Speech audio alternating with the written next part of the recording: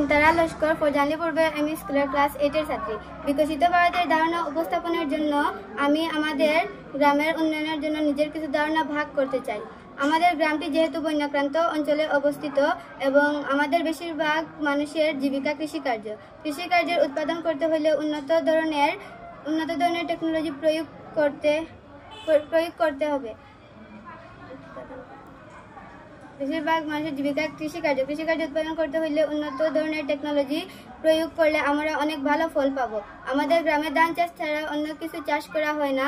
আমরা ধান চাষ ছাড়া যদি অন্যান্য ফুল বা মেডিসিনাল প্লান্টগুলো চাষ করি তাহলে কৃষিকার্যের একটি যুগান্তকারী বিপ্লব আনতে পারবো। কেননা বর্ষার সময়ে বন্যার জন্য আমাদের ধান শস্যগুলো নষ্ট হয়ে